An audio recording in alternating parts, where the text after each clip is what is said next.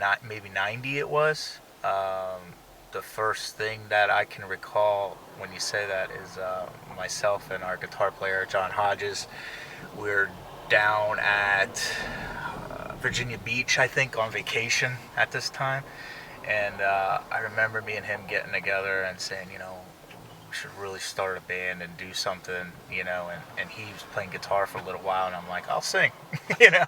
So and just at that time, we were really heavily into like thrash metal stuff, Bay Area scene, all that stuff. And what happened was we were so young we couldn't drive yet.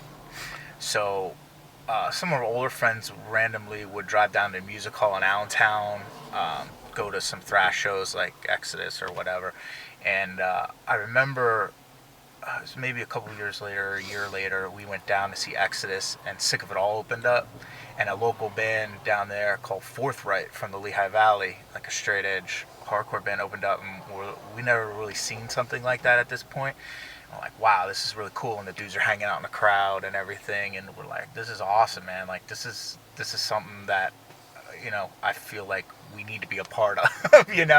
So it kind of progressed from there, and then we just kept going to shows, and it was funny enough at those shows down at the music hall, I would run into like John Dudek or Steve from Option at that time, and this is when nothing was really happening at that point yet. I think locally for underground music. I mean, it was, but it wasn't like it. It was new to me because I was so young and I was just figuring out the scene. And then we start going to more shows, and you get flyers, and there's this show in Wilkes-Barre, there's this show in Reading, and so we just kept going to shows and meeting more and more people, and it was cool because everybody was looking to help each other out.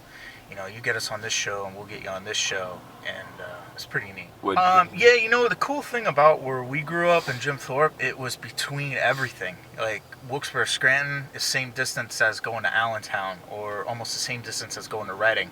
So we were really centralized as far as all that goes. And back then, I mean, so many people were doing shows in rec centers, VFW halls, fire halls. There were shows everywhere. I mean, Turmoil at one point or another, I mean, we kind of joke about it, but we played pretty much almost every county in Pennsylvania, and every backwoods pool hall, bar. It doesn't matter. We didn't care because, you know, we just wanted to play a show with whoever and meet people and hang out and have a good time. So, I mean, it was cool, but I mean, in the very beginning, I would say Allentown we started going to, which was good and bad. I mean, back then it was really bad as far as like violence and skinheads, and like it was really, really bad. I mean, and unfortunately they got the best of it, and everything closed down, and they couldn't do shows there anymore. They can only do like small DIY shows, so it was good and bad. I mean, it got rid of some of that stuff, but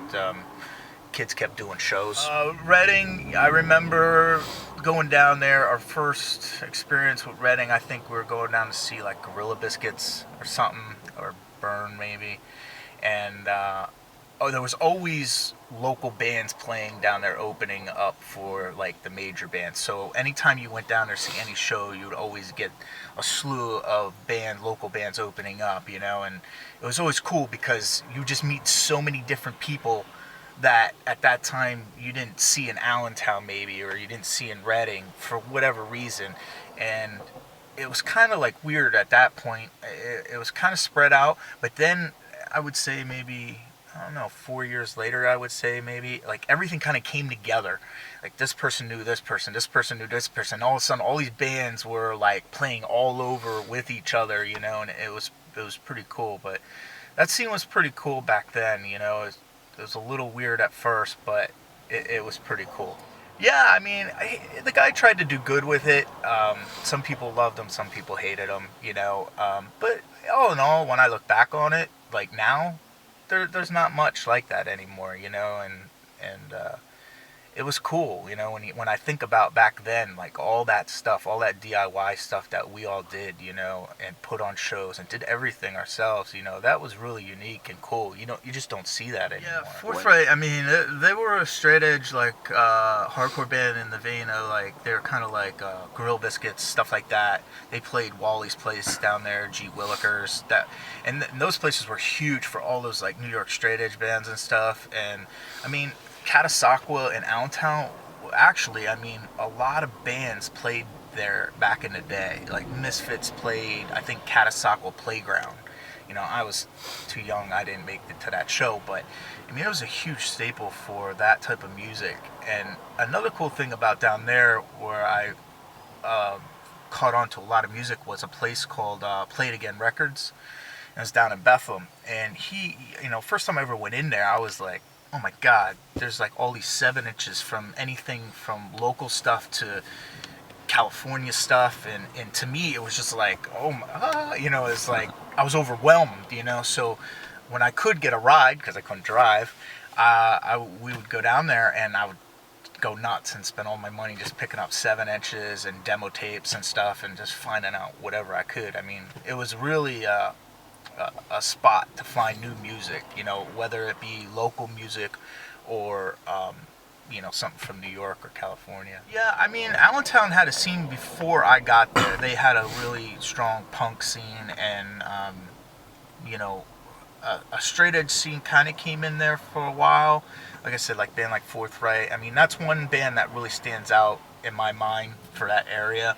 I mean, but they had all kinds of stuff going on. You know, I remember they had like this punk band, Gas House Gorillas. Like they would always open up, and there was Weston later on, you know, and Weston was awesome. You know, I knew Dave for a while. Actually, he played drums for a minute in Turmoil back in the day. But, you know, Dave was always into like Sam I Am, and they had that kind of a scene. So it was cool because there were so many different types of bands going on down there.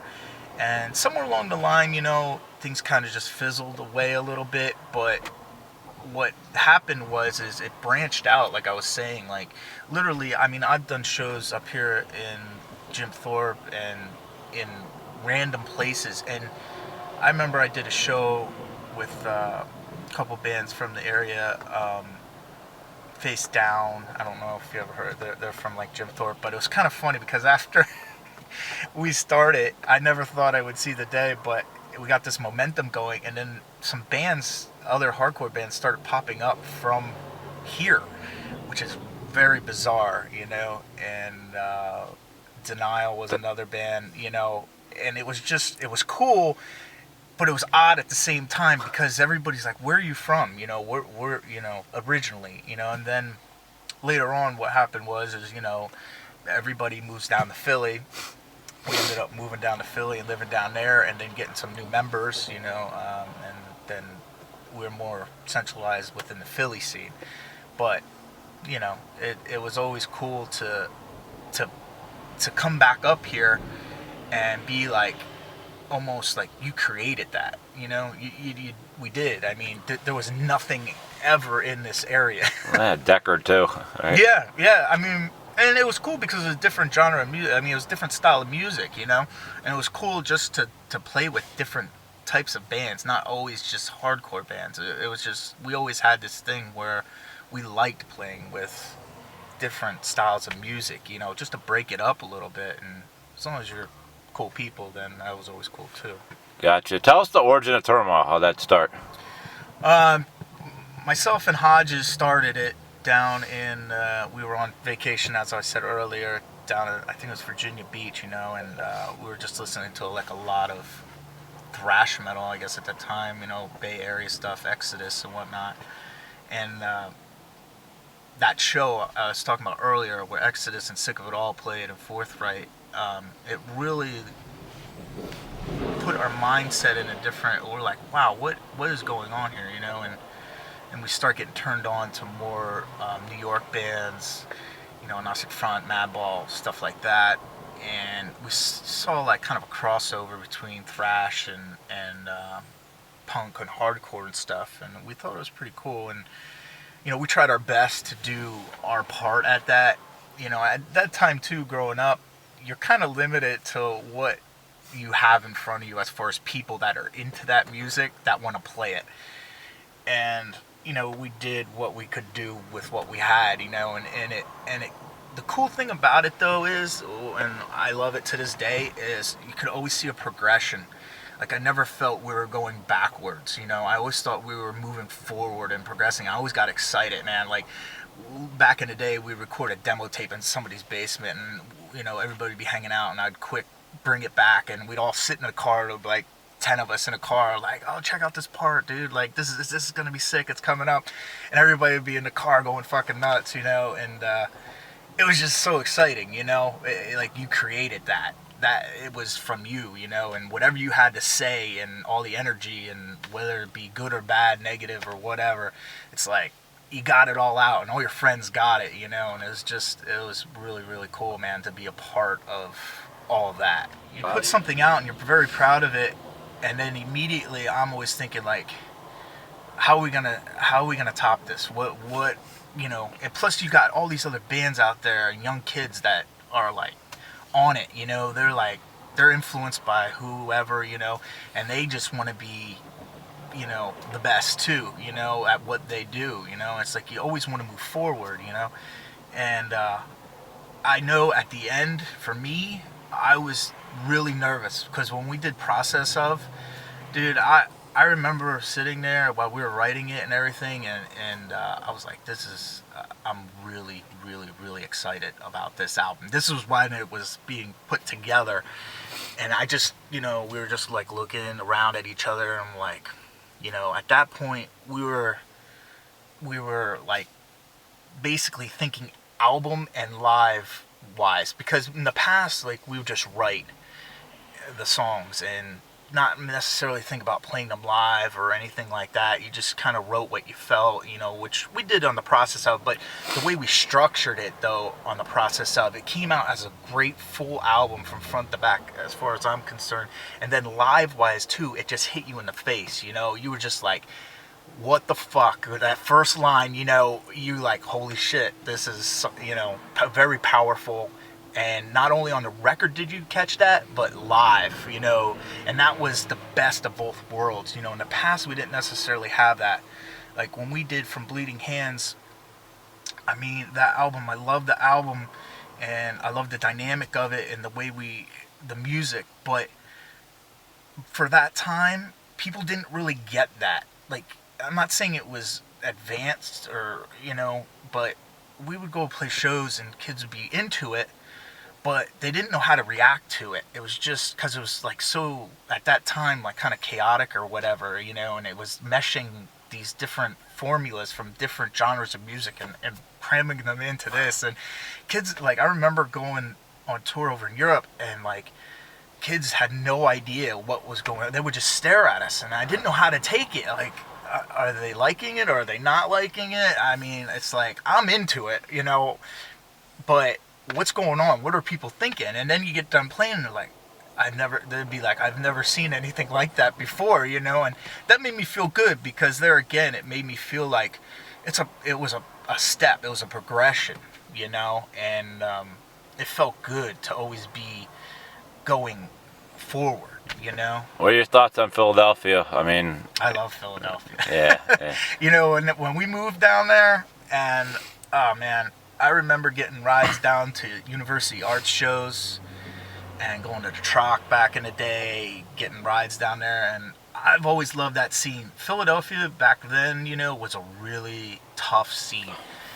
People loved you or they freaking hated you, and they let you know it, man. And I remember we were getting a lot of buzz going on up this way about us, playing like CC's in Allentown and Reading as well. And we got hooked up with like U Arts show. I forget. I think like Die 116 played.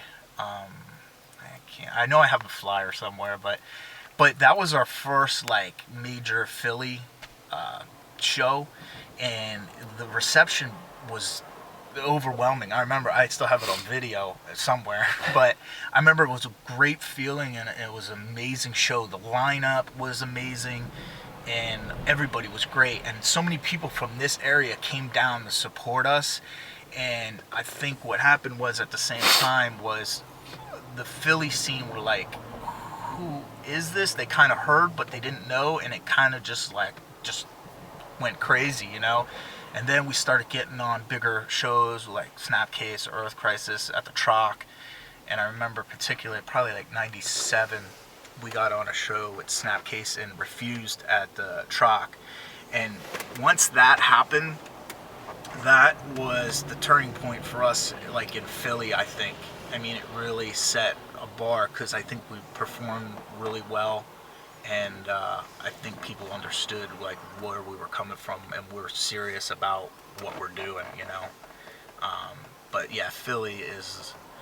There's no other place to this date like where you will get all that type of music and everybody's appreciative of it. I mean, I live out west now, and there's no scene whatsoever. Like, you're lucky if you have a couple local bands, but there's nothing like it was here. Like, and I don't think there ever will be. I think it's totally different now in the process of the way bands are, you know, getting recognized with. I'm gonna sound old, but like the internet and the, you know, it's just we didn't have that. We had demo tapes and we passed it out and checked this out. And like I said earlier, John Dudek from Very. I mean, he was a huge part of some of our success. I remember just meeting him down at the airport and giving him a demo tape, and then finally when we got the recordings out, he was one of the first people to distribute it for us, you know. And it was a huge deal, you know, for us to get him to get those out, all those cassettes and later on CDs and whatever. Those dudes from Side Over, you know, I remember playing shows with them, Aaron and Brian, Craig, you know. I remember Brian actually played drums with us for a little bit. And I remember Aaron, actually, I just saw the flyer the other day for the Harvey's Lake show that he did back in the day. Yeah, that was an amazing lineup, and he was very generous to put us on there. You know, that was something to be proud of, to be on that show. That was a really cool show.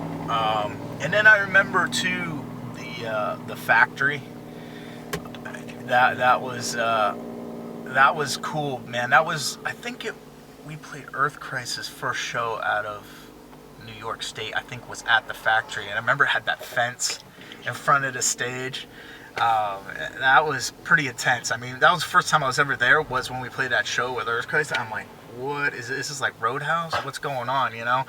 And we just start playing, and everybody start going nuts and hanging off the fence, and that was a great vibe there. You know, it was kind of weird at first, but then once everybody just went ape shit, it was like, all right, this is great. Any other club? You know, like CC's was always cool. I mean, he you know, he had his ups and downs, and it was always but a place where everybody would play, you know. I mean, there was some things that went wrong there or whatever, but any kind of hardcore show or punk show, unfortunately, just there's going to be always something. You know, it doesn't matter where you're at, but that was always a cool venue, and a lot of bands always came through there, especially back in the Victory days. You know, all those bands played there. I mean, I would go up there a lot when we were home from tour or whatever, and go see bands play there. Where else did we go up there? You know, I remember playing a show like Nanico. I remember playing with Despair and Hatebreed up at a pool hall in Scranton. Q's and Quarters. Yeah, and it was like in a basement or something. John RSB. Yeah. Yep.